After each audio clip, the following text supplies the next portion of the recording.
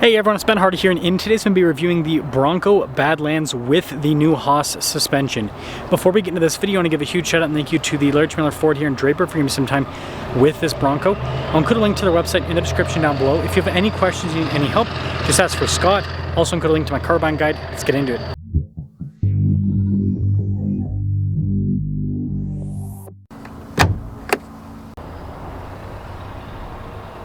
Under the hood, we have a turbocharged 2.7 liter V6 that goes through a 10-speed automatic. Fuel economy 17 around town, 18 on the highway, with power outputs being about 330 horsepower and then 415 pound-feet of torque.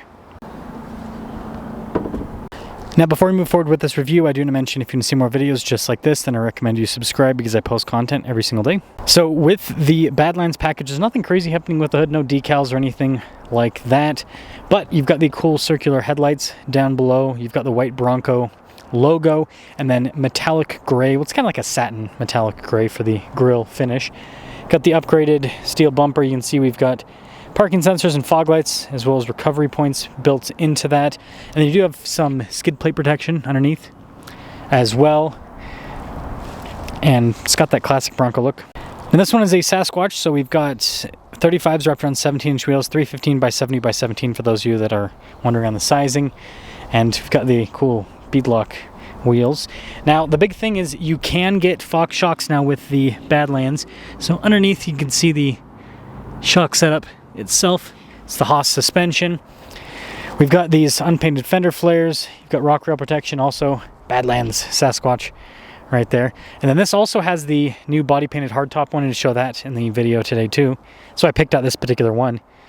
But yeah, that's pretty cool looking. Now, being a more loaded up Bronco, we do have our lock and unlock function, remote start, and the Bronco logo there on the back. So very nice setup with the key fob.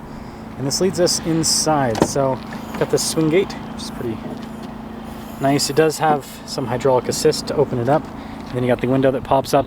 Just like a Wrangler, you've got your painted cage inside. Definitely nice.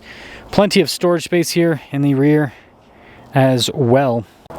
Look at the taillights on this thing. I think that's pretty neat. Got the little recovery point down below. Spare 35 there on the back as well. And let's actually check the bumper here. I mean, the bottom part is actually, yeah, good. So I won't knock them for the bumpers anymore. But there's the rest of the rear. This leads us inside where got soft touch up top, down below as well. And then here are these seats. I think the trim on them is pretty nice. You can get like the synthetic material, but these ones with the leather seats a little bit more. And then good leg room here in the back. You notice we got window controls, vents in the rear as well, so they've improved the vent setup, right? And then plenty of headroom. And then popping up front, again, you've got that same soft touch down below as well. Blind spot warning with the mirrors. 932 is the payload capacity with this. Let's see what the gross vehicle weight rating is. So front, okay, so overall 62. So you could write this off. It's 5,300 pounds. That's how much this weighs. And here's the front seat. Nice trim all over. You've got your power adjustments on the side. Light controls there. You've got that Bronco grab handle. And this leads us inside. Boom. Full digital. Bronco logo front and center. You've got practical controls like your adaptive cruise control, controls for the center stack as well, and then nice trim around the steering wheel. And then you got your little turn signal windshield wiper stock. Full digital gauge cluster here in the center, which you can use to display different information depending on what you want to see. And then it'll also show the drive modes here in the center as well. And you'll notice we've got a Baja mode. So, yes, this can do both the crawling and the high-speed off-roading. But then you also notice that we've got a stabilizer bar disconnect as well as the front and rear diff locks, trail turn assist, stability control, so it's got all of the crawling gear you could want. 360 camera system down below, pretty good resolution with that. And then you just have Ford's bigger infotainment system, so it's pretty quick to respond. Everything is, I'd say, relatively self-explanatory with the use on it. And then you have the side tab there as well. Analog controls there for the radio. We have got heated seats and heated steering wheel, dual zone climate with this.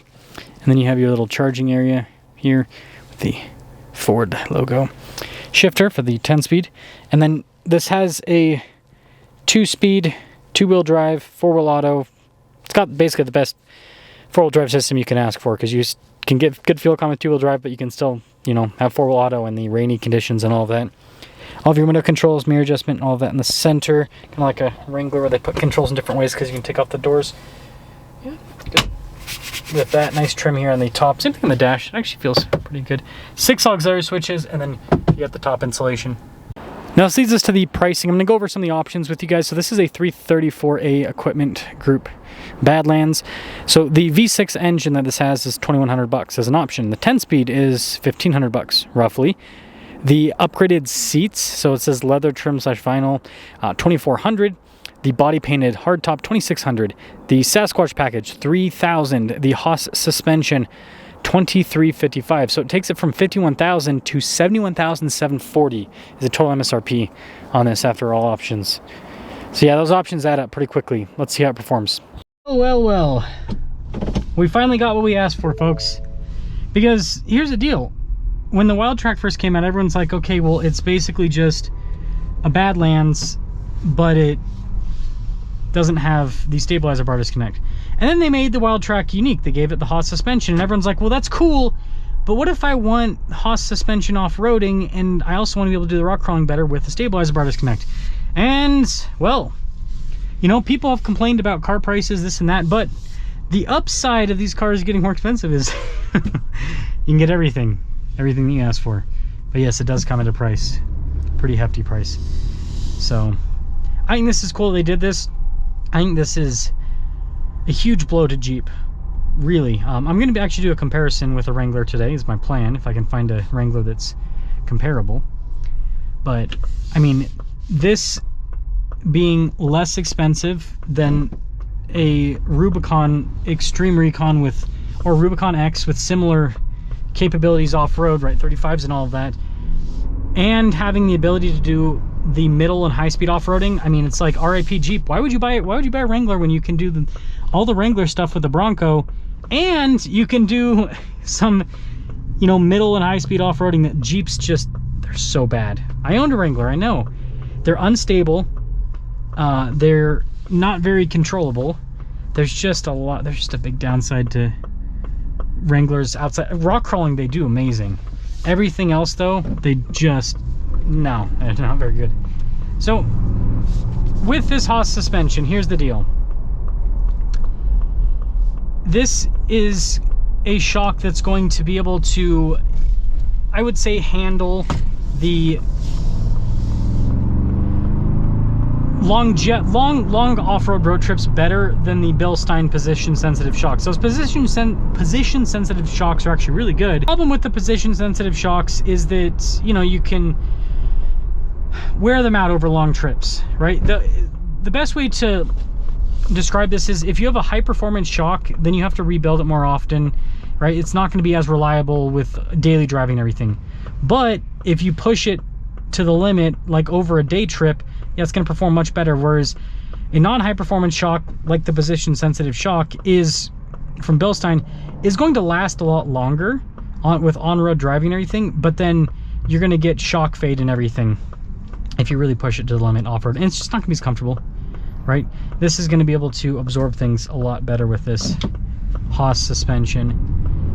But in terms of like what you feel on road, it's not a huge difference. Again, most of the benefits going to be off-road performance with this HOSS setup, but it does kind of absorb the little bumps and everything a little bit better than the Bilstein shocks.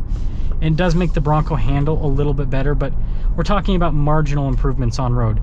All the performance is going to be off-road with this system. And that's kind of what it's meant for. And it's nice that it's a standalone option because it's, you know, for $2,000, never going to do the off-roading, then it's like, yeah, just save yourself the $2,300 roughly and just do the Bilstein position sensitive shocks and use that $2,300 for what, I don't know, more modifications, whatever you want to do with it. So I think this shock setup is really cool. I'm glad they finally combined all of it together, because now you can get what I would consider truly like a perfect Bronco that does it all. And the biggest benefit of the Bronco over the Wrangler is the fact that it can do the middle speed off-roading and the high speed off-roading. Wrangler doesn't have the stability. Wrangler doesn't have the shocks. The factory shocks on the Wrangler are atrocious. Absolutely atrocious. Jeep needs to seriously fix it, but let me know your thoughts.